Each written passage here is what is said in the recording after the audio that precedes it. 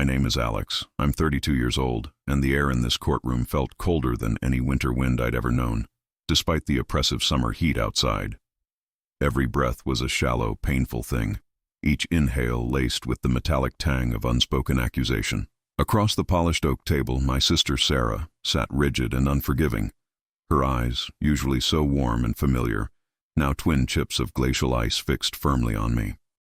I could feel the silent weight of her contempt, a tangible pressure in the hushed chamber, even before the judge cleared his throat, signaling the final act of this excruciating drama. He was always Grandpa's favorite, Sarah had spat at me just moments before, her voice a low, venomous whisper, barely audible over the hum of the air conditioning. And now you want to take everything, don't you? You greedy bastard. Her words, sharp as shards of glass, had pierced through the thin veneer of composure I desperately clung to. They twisted the knife in a wound that had been festering since Grandpa passed, tearing at the fabric of our family, unraveling years of shared laughter and quiet understanding. The idea of me being greedy felt like a cruel joke, a distortion of everything I believed our grandfather stood for. My gaze drifted to the stern face of Judge Davies, his features impassive, betraying nothing of the monumental decision about to drop. He shuffled a stack of papers, the crisp rustle amplifying the silence, making my own heart pound like a drum against my ribs. It was a sound I imagined everyone could hear, a frantic rhythm against the stillness. The witness stand, stark and empty, seemed to loom, a silent monument to the truth we were all waiting for, the truth that felt as elusive as peace itself. I just wanted this to be over, to escape the suffocating weight of Sarah's judgment and the public spectacle of our grief. The room smelled faintly of old paper and nervous sweat, a sterile scent that did little to calm my churning stomach. I clutched the edge of the table, my knuckles white, trying to ground myself in something solid. Every detail felt magnified. The slight tremble in the bailiff's hand as he adjusted his tie, the way the sunlight slanted through the high windows, illuminating dust motes dancing in the air like tiny, indifferent spirits. This wasn't just about money. It was about loyalty, about love, about the legacy of a man who had been the very foundation of my world. Sarah's accusations weren't just attacks on my character. They felt like a betrayal of Grandpa himself. I remembered Grandpa's last birthday, just months before, his booming laugh filling his small, cluttered living room, the scent of pipe tobacco and old books clinging to everything. He'd always had a way of cutting through the noise, of seeing straight to the heart of things. If only he were here now, I thought, to explain this tangled mess, to quell Sarah's anger with a single knowing look. But he wasn't. He was gone, and all that remained was this bitter conflict, this raw, open wound in the family, culminating in this single, unbearable moment. The judge finally looked up, his voice resonating with an authority that commanded absolute silence, preparing to read the very words that would either shatter or vindicate me. The late Mr. Arthur Pendleton's last will and testament, Judge Davies began, his voice surprisingly soft, yet cutting through the thick quiet like a razor. He paused, adjusting his spectacles, and the air seemed to hum with the unspoken weight of his words. My heart hammered against my ribs, a frantic drum solo in the otherwise still room. Every line on Sarah's face was etched with a grim determination, her jaw clenched so tight I imagined her teeth might crack. She wouldn't even meet my eyes, her gaze fixed on the judge as if trying to extract the truth from him by sheer force of will alone. In this document, the judge continued, his finger tracing a line down the page, dated March 15th of this year, Mr. Pendleton outlines his final wishes regarding his estate. The executor, as designated here, is Mr. Robert Thompson. A jolt went through me. Robert, Grandpa's lifelong friend and legal advisor. It made sense. Grandpa trusted Robert implicitly. I saw Sarah's shoulders slightly slump, a flicker of surprise, perhaps, that it wasn't a family member. Her expression hardened almost immediately, though, as if she quickly reframed it as another slight. Firstly, Judge Davies read, his voice becoming more formal, Mr. Pendleton expresses his profound gratitude to his family, particularly his grandchildren Alex and Sarah, for the joy and companionship they brought into his life. He wishes for them to remember the love that binds them, above all material possessions. My throat tightened. That sounded just like Grandpa, always the peacemaker, always emphasizing love. It was a stark contrast to the venomous words Sarah had just whispered to me, making the sting of her accusation even sharper. A single, desperate thought echoed in my mind. If only she'd believe that now. I risked a glance at Sarah. Her lips were pressed into a thin, unyielding line, her eyes still narrowed, utterly devoid of the warmth the judge's words had evoked in me. She looked less like a grieving granddaughter and more like a prosecutor, waiting for the damning evidence. The irony of Grandpa's plea for love, delivered in this sterile room, felt like a cruel cosmic joke. It was as if his last attempt to unite us was being twisted into the very instrument of our division. The judge cleared his throat again, a subtle sound, yet it pulled my attention back to him.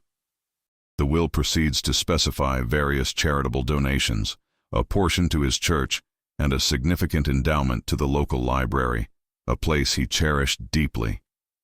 I felt a strange sense of relief, a quiet affirmation of the man I knew. Grandpa had always been generous, a pillar of the community, and these gestures were perfectly aligned with his spirit. I could almost hear his booming laugh, picturing him among the dusty shelves, a book in hand. But then the judge shifted papers once more, and I knew the real test was about to begin. Judge Davies cleared his throat again, the subtle sound like a warning shot fired across the silence. He adjusted the top page, his gaze lifting to sweep across the tense faces in the courtroom, lingering for a fraction longer on Sarah and then on me. A cold knot tightened in my stomach, pulling my insides taut. This was it. The moment we had all been waiting for, dreading, and silently, desperately hoping for, was finally upon us. I could hear the faint, distant hum of city traffic outside, a stark contrast to the stifling quiet within these walls. His voice, now firmer, resonated with the finality of the law, cutting through the thick air. Regarding the remainder of his estate, including his primary residence, all financial assets and personal effects not previously designated, Mr. Arthur Pendleton bequeaths these in their entirety to his grandson, Alex Pendleton. The words hung in the air, heavy and absolute, echoing off the high ceilings. For a second, I felt nothing but a strange, disorienting void, as if the oxygen had been sucked from the room. A sharp, visceral gasp tore from Sarah's throat, shattering the silence. Her face, already pale from the stress, flushed crimson, then drained to an ashen gray, leaving a ghostly pallor. Her chair scraped loudly against the polished floor as she half rose, eyes wide with incredulity, fixed not on the judge but on me, burning with an unholy fire. "What?" she choked out, her voice raw, disbelieving, a broken sound that ripped through the courtroom's stillness, shocking even the usually stoic bailiff.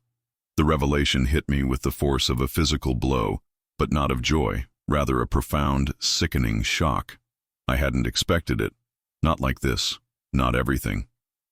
A strange numbness spread through my limbs, replacing the frantic energy that had gripped me moments before. My gaze met Sarah's, and the raw pain, the absolute betrayal twisting her features, was a fresh wound, far deeper than any words she'd flung at me earlier. It felt like watching our entire shared history crumble into dust. "Alex, this is impossible," she whispered, her voice barely audible, shaking with suppressed rage. He wouldn't do this to me. Not after everything." Her eyes, once pools of shared memories, were now narrow slits of accusation.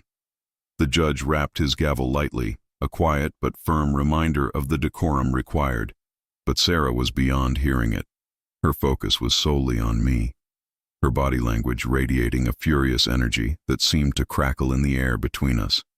"Mrs. Pendleton, please maintain order," Judge Davies stated calmly, his voice unwavering despite the outburst. But Sarah barely registered his words. Her entire body trembled, a barely contained tremor of fury. She ignored him completely, her voice rising, losing its whispery quality, and taking on a shrill edge that grated on my nerves. "You manipulated him. You always did. You greedy, calculating snake. The words were a venomous spray, hitting me full force. I wanted to speak, to defend myself, to explain that I was just as shocked as she was, but my throat felt constricted, and no words would come. The weight of her accusation pressed down on me, heavy and suffocating, even though I knew in my heart it wasn't true.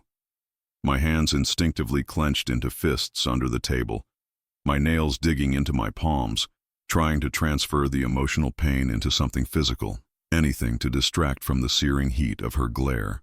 "This is exactly what I expected from you, Alex," she hissed, her voice now a low, dangerous growl, as if trying to contain the earthquake rumbling within her.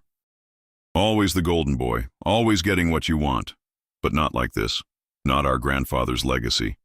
He never would have given you everything and left me with nothing." The unfairness of her words, the complete disregard for her own portion, whatever it might be, stung. She was convinced I had orchestrated this. A sudden sharp pain flared in my chest, a mixture of grief for Grandpa and despair for what was happening to our family. This was the moment I had dreaded most, the culmination of all the unspoken resentments that had festered beneath the surface since Grandpa's illness. I could feel the eyes of everyone in the courtroom on us, a silent jury to our unfolding tragedy. The sterile quiet of the room had been ripped apart, replaced by the raw, visceral sound of our fractured bond. "Your Honor, I object to this slander," my lawyer, Ms. Evans, a small, efficient woman, finally interjected, her voice sharp and professional, cutting through the emotional chaos. Her intervention was a lifeline, a desperate attempt to restore order to a situation rapidly spiraling out of control. Sarah flinched slightly at the unexpected voice, her eyes still blazing but momentarily diverted from me, allowing me a fraction of a second to breathe, though the air still felt thin and difficult to inhale. Ms. Evans' intervention was a temporary dam against Sarah's rage. Judge Davies brought down his gavel again, a sharp rap cutting through the silence. "Mrs. Pendleton, this court demands order," his voice firm, colder now. "Further outbursts will result in contempt. Understood?" Sarah, trembling, finally sank back into her chair. Her eyes remained locked on me, blazing with promised retribution. She didn't respond directly, but her rigid posture and white-knuckled fists spoke volumes, radiating a silent fury that made the air itself vibrate. Her contempt felt like an assault. A burning flush crept up my neck, shame and anger ignited by her words. Greedy, calculating snake. The epithets replayed a cruel, mocking loop. Was this truly how she saw me after all our years, all those shared memories at Grandpa's house? It felt like an alternate reality, where I was the villain instead of the bewildered grandson, blindsided by the judge's pronouncement and Sarah's vitriol. I wanted her to see my genuine shock, to understand I was as surprised as she was, but her gaze was a solid wall of condemnation. This misjudgment was an unbearable blow. Now, as I was saying, Judge Davies resumed, his gaze steady, unfazed. "Mr. Pendleton's will is clear. The entirety of his remaining estate is bequeathed to his grandson, Alex Pendleton. There are no additional beneficiaries mentioned for these specific assets."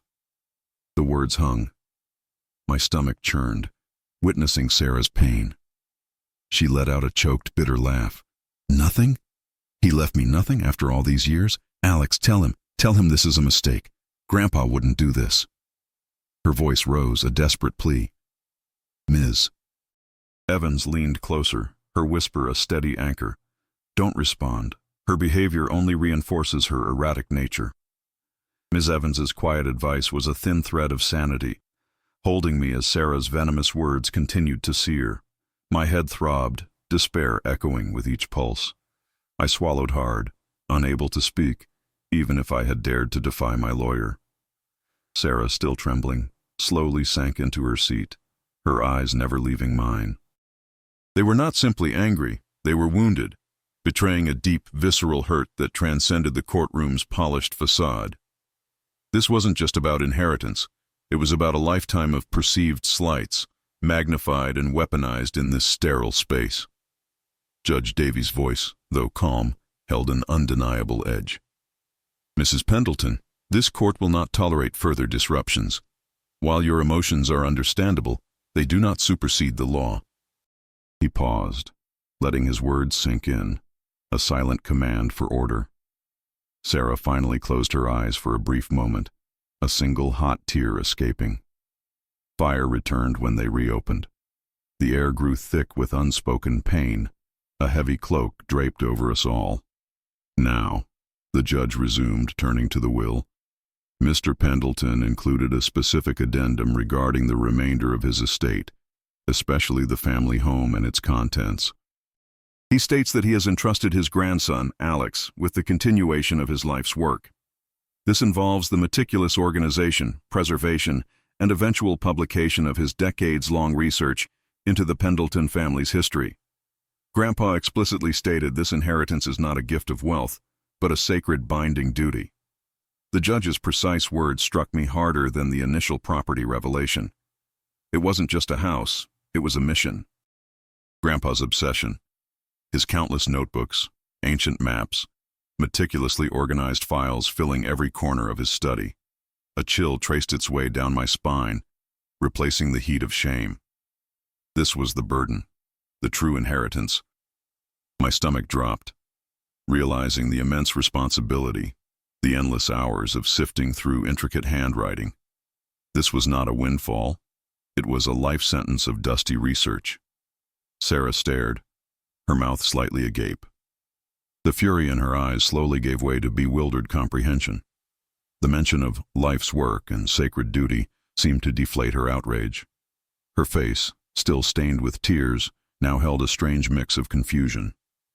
The air hung heavy with the unspoken question of what this sacred duty truly entailed, a question that now eclipsed her accusations.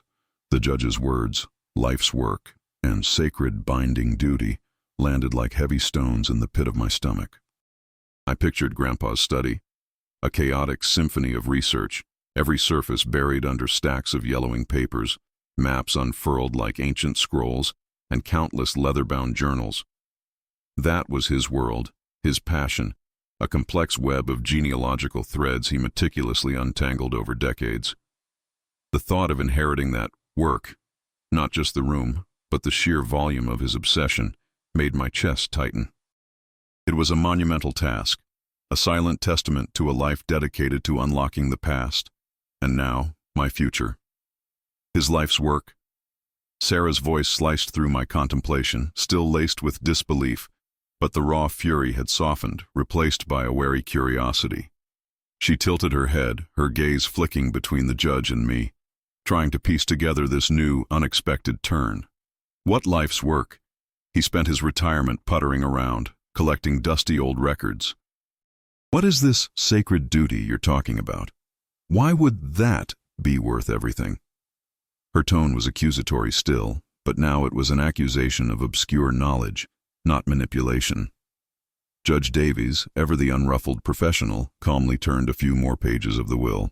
Mr. Pendleton specifies here that his research encompasses generations of family history, including significant undocumented periods and potentially valuable ancestral lands. He instructs Alex to complete, organize, and prepare these findings for publication. This is a considerable undertaking, requiring years of dedication. It is, in essence, the true legacy, and the financial assets are merely tools to facilitate this project. My lawyer, Ms. Evans, nodded subtly, as if this made perfect sense. My mind reeled. Ancestral lands? Undocumented periods? Grandpa had hinted at some grand project, but I'd always dismissed it as a harmless eccentricity, a senior's hobby. Now, it was clear he'd been building a mountain of information, and I was expected to climb it. The pressure was immense, a heavy cloak settling over my shoulders. This wasn't just about preserving a family tree. It sounded like uncovering secrets, perhaps even fortunes tied to forgotten plots of land. Sarah's eyes widened, a flicker of something new, a dawning realization that this was more than just dusty papers. So you mean Grandpa left him a never-ending homework assignment? Sarah scoffed, but there was less venom, more bewilderment. She wasn't sure how to categorize this twist. It wasn't the clean cut of an inheritance. It was a responsibility, a burden. And for that he gets everything. And I get nothing.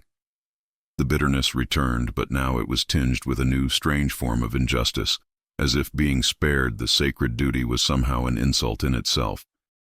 Her expression twisted, caught between relief at not having this burden and outrage at being excluded.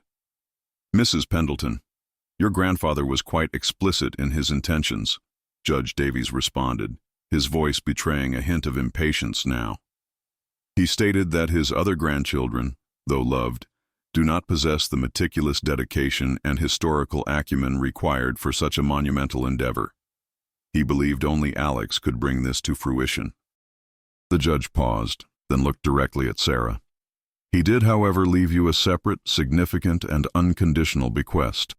It is detailed in a sealed envelope to be opened after this hearing concludes, should Mr. Alex Pendleton accept his full inheritance." A silent gasp tore from my throat. Sarah had a separate bequest? Unconditional? All this anger, all this venom, all this public humiliation. For what? Because she assumed I had stolen everything? My eyes met hers across the table. Her face was a mask of profound shock, disbelief, and something akin to dawning mortification. The judge's final words had pulled the rug out from under her entire raging argument. She had painted me as a greedy monster, when all along she had her own substantial portion waiting. The air in the room swam, thick with the devastating revelation of her own misjudgment. The silence that followed Judge Davies' words was heavier than any I had experienced, a suffocating blanket woven from Sarah's shock and my own bewildered relief.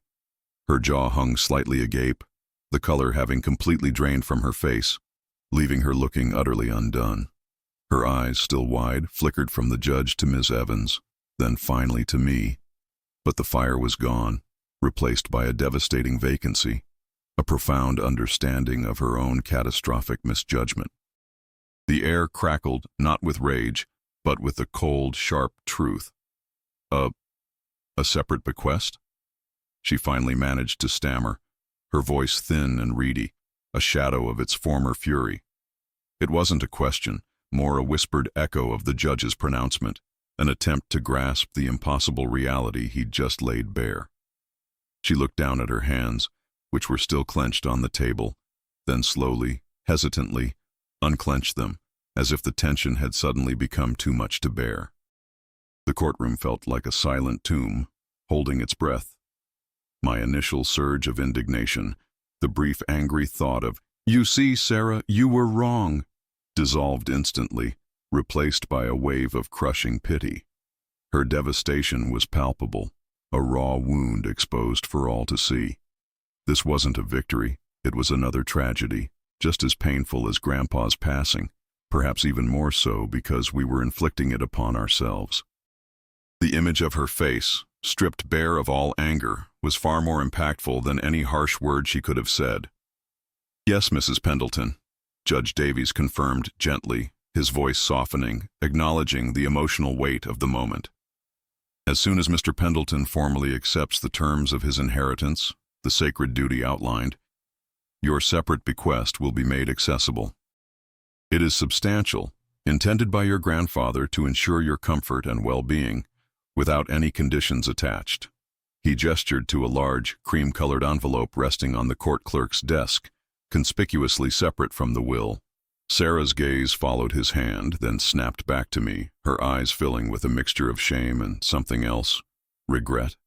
The accusation was gone, replaced by a fragile vulnerability. "Alex, I didn't know," she whispered, her voice barely audible, thick with unshed tears. I thought he'd left me nothing. I really believed. I thought you'd stolen everything." Her confession was ragged, raw, stripped of all artifice, finally admitting the depth of her misjudgment. My lawyer, Ms. Evans, remained impassive, a pillar of professional calm beside me, but I could feel the tension emanating from her.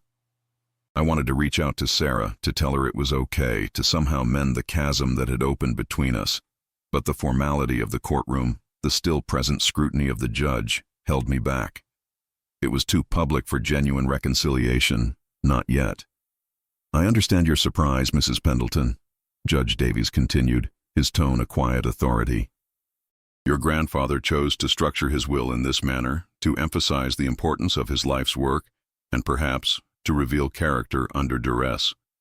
He left explicit instructions for this separate bequest to remain undisclosed until the primary inheritance was formally presented and accepted. It was his wish that the true nature of his legacy be understood first.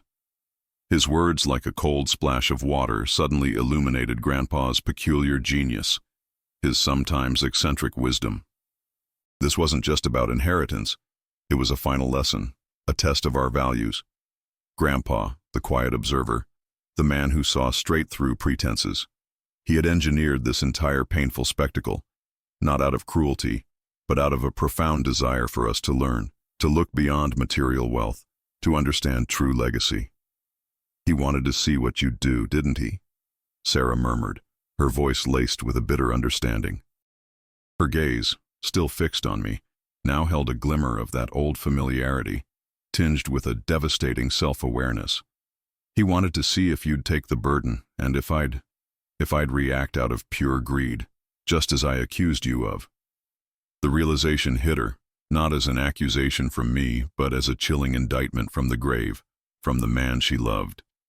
The weight of Grandpa's final, intricate lesson settled over me, heavy and undeniable. It wasn't a curse. It was a profound, challenging gift, one that transcended mere property and finances. He hadn't just left me a house and a responsibility. He had left us both a mirror reflecting our truest selves. And in that reflection, for the first time in what felt like an eternity, I saw a flicker of the sister I knew, the one who shared my history, now stripped bare of her bitterness, standing at the precipice of a devastating truth. The silence that followed Judge Davies's words was no longer hostile, but heavy with understanding, a profound quiet that settled over the courtroom, absorbing the last echoes of Sarah's dawning realization.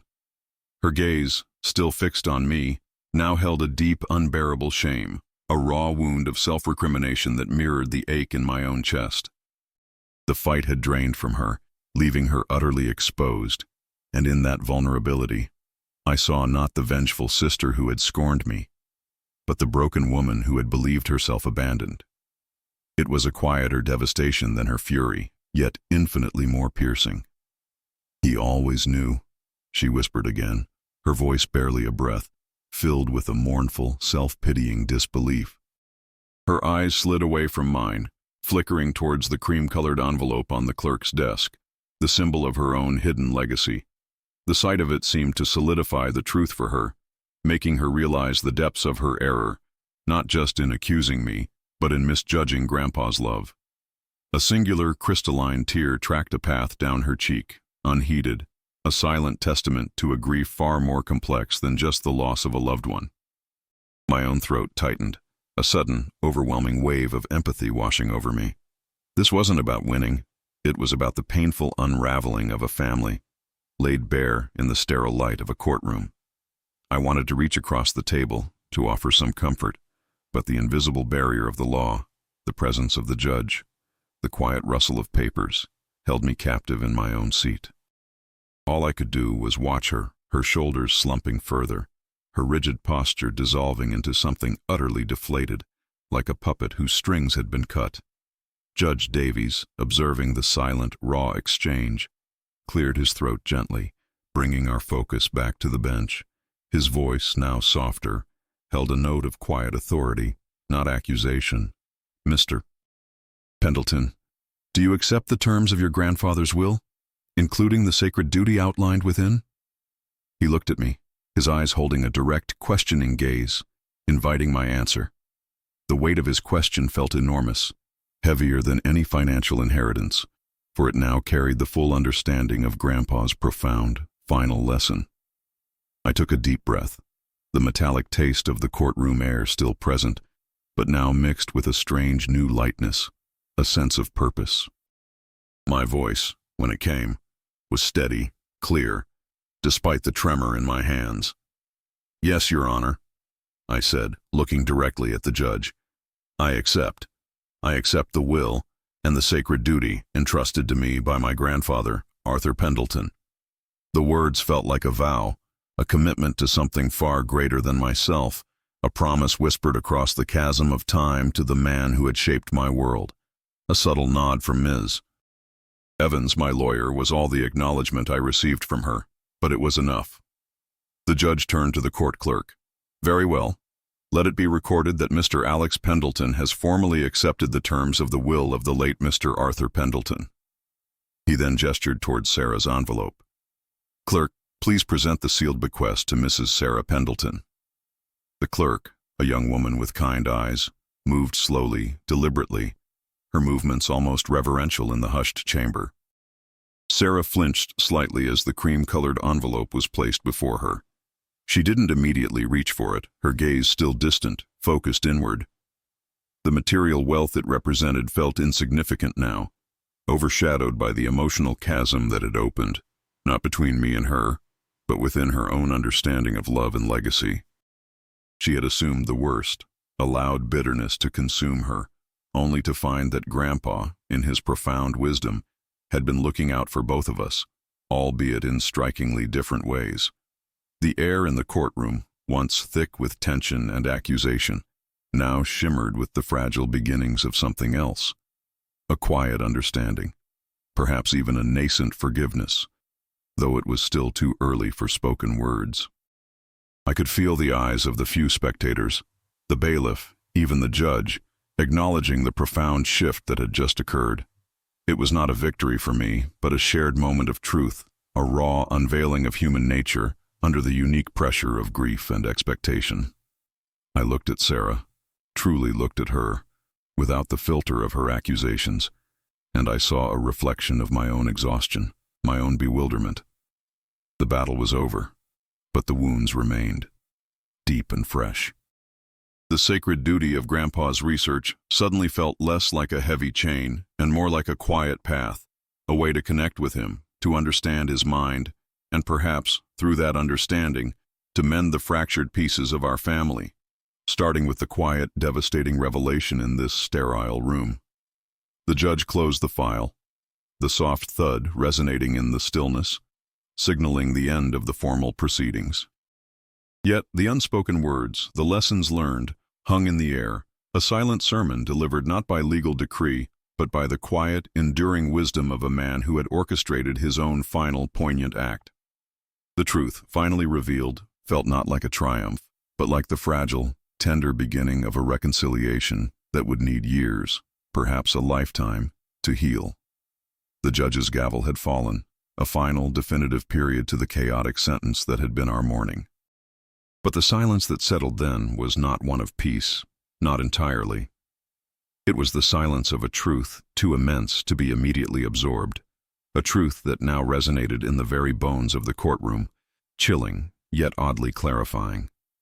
Sarah, across from me, remained utterly still, her gaze fixed on the cream-colored envelope. A silent testament to a love she had doubted, a generosity she had misconstrued. Her earlier accusations, so sharp and cutting, now felt like echoes from a distant childish quarrel, stripped of all their power by the profound, quiet wisdom of Grandpa's final act. I watched her, the rigid lines of her posture slowly softening, giving way to a defeated slump. Her shoulders, once so defiantly set, now seemed to carry the full weight of her self-reproach. The air around her, once crackling with barely contained fury, now seemed to absorb her quiet despair, making her appear smaller, more vulnerable than I had ever seen her. There was no triumph in my heart, only a deep, aching sadness for the sister I thought I knew, the one who had disappeared behind a mask of resentment. It was a silence that spoke volumes, a testament to broken trust and the slow, agonizing process of rebuilding. Ms. Evans, ever composed, began gathering her papers with quiet efficiency, the soft rustle of documents the only sound breaking the heavy quiet. Her movements were a practical counterpoint to the raw emotion that still hung thick between Sarah and me. She offered me a quick, almost imperceptible nod, a silent acknowledgement of the path ahead, the sacred duty that awaited. But my gaze remained on Sarah. How long would it take for the bitterness to truly recede? Could we ever recover the easy camaraderie we'd once shared, before grief and perceived betrayal had twisted everything. "There's no need to open it here, Mrs. Pendleton," Judge Davies said, his voice softer now, almost paternal, an unexpected warmth after his earlier legal pronouncements. He was observing us, not as a judge of the law, but perhaps as a witness to a family's unraveling and potential mending. "The contents are clear.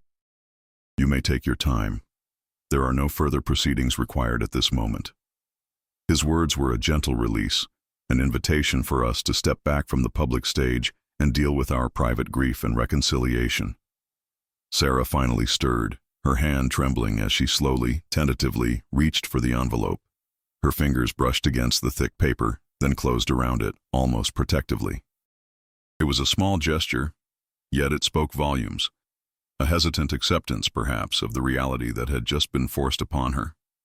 She didn't look at me, her eyes still downcast, fixed on the unassuming cream-colored package that held the truth of Grandpa's undiminished love for her. It was a love she had questioned, and now it lay there, undeniable. The courtroom began to empty around us, the few spectators rising quietly, their presence dissolving like mist. The bailiff returned to his post, a silent sentinel once more.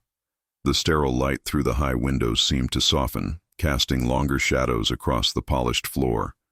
It was over, the formal part, but the real work, the true healing, was only just beginning. It wouldn't happen here, in this cold legal chamber, but in the quiet aftermath, in the slow, painstaking process of understanding. I thought of Grandpa's study again, not as a dusty prison of endless tasks, but as a sanctuary, a place where his wisdom still resided. The sacred duty no longer felt like a chain, but a profound invitation to connect with him on a deeper level, to walk in his footsteps, to understand the intricacies of his mind. And perhaps, as I unraveled his family history, I might also unravel the knots that had formed in my own. It was a strange, unexpected peace that settled over me, a quiet acceptance of the journey ahead. The silence grew deeper still, a profound quietude that allowed the echoes of our past to resonate, but also the whisper of a fragile future. Sarah slowly rose, clutching the envelope to her chest, her movements slow, deliberate, as if she were walking through thick water. She didn't look at me directly, but her gaze skirted my form, a fleeting, almost imperceptible flicker of what might have been a silent apology, or perhaps just a profound weariness. The room felt immense around us, the weight of everything still hanging in the air. This was not the end I had envisioned, neither victorious nor utterly despairing. It was something far more complex, a testament to the intricate tapestry of family, woven with threads of love, misunderstanding, and the enduring legacy of a man who loved us both enough to teach us one last vital lesson.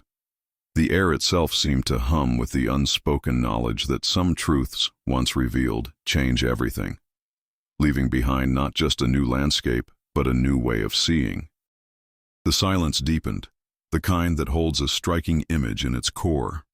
Sarah, clutching the beige envelope, her shoulders slumped, a single tear tracing a path down her cheek, illuminated by the fading light from the high windows.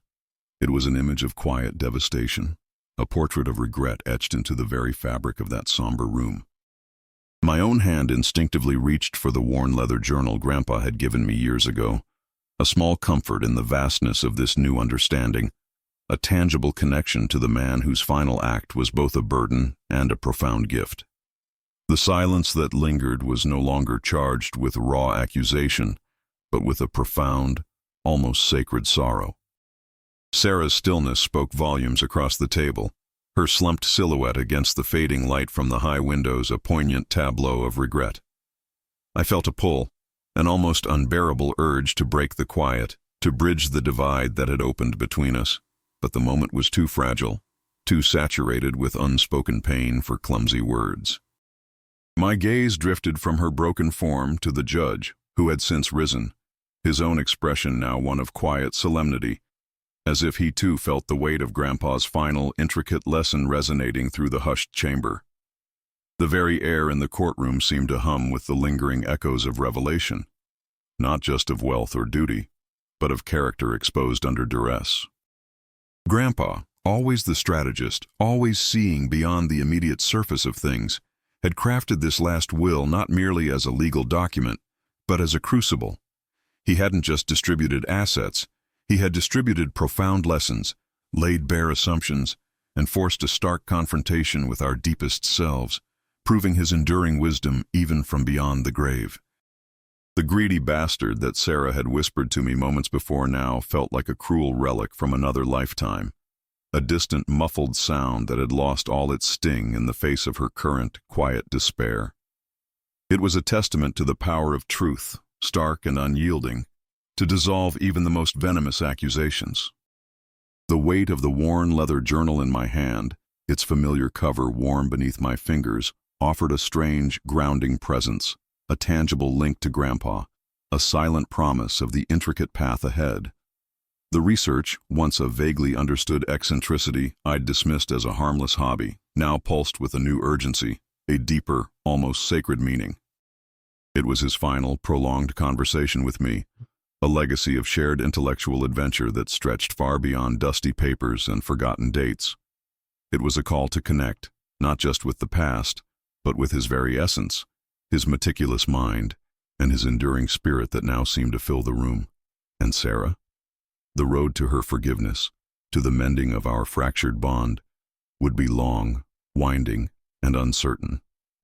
But at least now we had a starting point, a fragile thread of understanding that had been forged in the crucible of this painful morning. The shared shock of Grandpa's wisdom, his unexpected profound orchestration, had laid bare the raw nerves of our relationship, but also, perhaps, the foundation for its eventual healing. The court clerk began to quietly cover official documents with precise, deliberate movements, a mundane gesture that nonetheless marked the finality of the session. The room, slowly emptying of its official occupants and the few remaining spectators, seemed to breathe a collective sigh, releasing the pressure that had built up within its walls. The afternoon light, now softer, cast long, contemplative shadows across the polished floor, mimicking the quiet descent of our emotions. Yet the truth, so starkly revealed in those last minutes, would forever be etched into the silence of this day, a quiet, insistent whisper that would follow us both into the world outside. It wasn't a triumphant ending, nor was it utterly despairing. This was not a closure with a celebratory cheer or a dramatic breakdown, but a heavy, meaningful exhalation, a quiet realization that peace might not be a sudden destination, but a patient, arduous journey begun in the ashes of profound conflict. The very air around us seemed to hold its breath, preserving the striking image of Sarah, still clutching the cream-colored envelope, her shoulders slumped, a single tear tracing a path down her cheek, illuminated by the fading light. It was a portrait of quiet devastation, an indelible mark of regret etched into the very fabric of that somber room. My own hand instinctively tightened around Grandpa's journal, a small comfort in the vastness of this new understanding, a tangible connection to the man whose final act was both a burden and a profound, life-altering gift. The subtle click of the courthouse doors closing behind us was less a sound and more a tremor, a quiet punctuation mark on the end of a chapter I never imagined would unfold this way. The oppressive heat of the summer day outside enveloped me immediately, a stark contrast to the sterile chill of the courtroom, yet somehow less suffocating than the emotional turmoil we just endured. Sarah walked beside me, or rather drifted, her movements still slow and deliberate, the cream-colored envelope a pale shield clutched tight to her chest. She hadn't looked at me since the judge's final words, her gaze fixed somewhere in the middle distance, a million miles away. The sunlight, harsh and unforgiving, illuminated the dust motes dancing in the air outside, mirroring the chaotic thoughts swirling in my own mind. My lawyer, Ms. Evans, offered a quick, sympathetic smile before excusing herself, leaving Sarah and me standing on the courthouse steps, utterly alone in the bustling city. The roar of traffic, the distant wail of a siren, the murmur of passers-by, it all felt like background noise, irrelevant to the profound, aching silence that stretched between us. It wasn't just a silence of exhaustion, but one of raw, exposed vulnerability, born from Grandpa's final masterful lesson. I wanted to speak, to offer some inadequate word of comfort, to acknowledge the weight of her shame and regret. But what could I say? I told you so would be cruel. It's okay would be a lie. The chasm between us felt too wide, too freshly carved. My hand, still unconsciously clutching Grandpa's worn leather journal, found solace in its familiar texture. This wasn't just a book, it was a testament, a promise. And now, a silent mediator between two siblings grappling with a truth that had shattered their perceptions. Sarah finally stopped, turning slightly towards me, though her eyes remained downcast, fixed on the cracked pavement. A single ragged breath escaped her lips, and when she finally spoke, her voice was a near whisper, hoarse and thick with unshed tears. He really did this, didn't he? Not for the money. For us. Her words, barely audible over the city's hum, were not accusatory, but imbued with a dawning, terrible understanding. The pride, the anger, the greedy bastard epithets, they had all evaporated, leaving only a desolate landscape of self-awareness. I simply nodded, unable to articulate the complexity of my own feelings. Grandpa had seen us, truly seen us. He had observed our flaws, our biases, our inherent tendencies, and with a precision born of deep love, had crafted a final act that would force us to confront them. He wasn't just distributing his estate, he was distributing a profound universal truth about human nature, about how easily perceived injustice could blind us to genuine love, how quickly assumptions could morph into venomous accusations. The weight of the journal in my hand felt lighter now, no longer a burden, but a guide. The sacred duty of sifting through his life's research no longer seemed like a chore, but an intimate conversation, a quiet pilgrimage into the mind of the man who had loved us enough to hurt us, in order to heal us. It was a path I knew I had to walk, not just for him but for us, for the possibility of a future where Sarah and I could truly understand the intricate, sometimes painful ways families express their love. Sarah finally looked up, her eyes still red-rimmed but holding a fragile clarity I hadn't seen in weeks. "Alex," she began, her voice still weak, I'm so sorry. I let my assumptions blind me. I accused you of being everything I was." Her voice broke, and she quickly averted her gaze, unable to sustain eye contact. The apology hung in the air, a delicate, tentative bridge extended across the emotional chasm, still trembling, but present. It was a moment I had both dreaded and longed for, yet the words felt hollow in the face of the pain we had both endured. "It's okay, Sarah," I finally managed to say, my own voice surprisingly steady, but laced with an unspoken plea for genuine healing. We both misjudged things. Grandpa knew what he was doing. The truth was, it wasn't entirely okay, not yet, but it was a beginning. A fragile, tentative beginning forged in the silence of a courthouse aftermath. The sun beat down on us, a silent witness to the raw, imperfect tableau of our reconciliation. The world moved on around us, indifferent to the quiet storm that had raged within. But for Sarah and me, nothing would ever be the same. The real legacy wasn't in the will, or the house, or the research. It was in the shattering, then the slow, arduous piecing back together of our understanding of family, love, and the profound, often painful wisdom that only time and grief could truly reveal. The summer sun, a relentless weight on our shoulders, felt less like a punishment now and more like a stark, honest spotlight illuminating the long road ahead. Sarah still hadn't met my gaze fully, but the brittle edge that had defined her for weeks had softened, replaced by a quiet, fragile acceptance. The sacred duty of Grandpa's research, once a looming mountain of obligation, began to feel less like an imposed task and more like a bridge, a way to understand not just his past, but our own, and perhaps the intricate, often painful mechanisms of family love. The court's official business was done, but our personal reckoning had only just begun. A passing bus roared by, momentarily shattering the fragile peace. Then the city's hum reasserted itself. a constant backdrop to our silent, hesitant reconciliation. We stood on the steps, two figures caught between a painful past and an uncertain future, the cream-colored envelope clutched in Sarah's hand, the worn leather journal in mine. These were not just objects. They were talismans, symbols of a love that had manifested in confusing, sometimes cruel ways, but love nonetheless. Grandpa had truly seen us, our weaknesses and our strengths, and had given us each a mirror. There was no sudden embrace, no dramatic tearful reunion.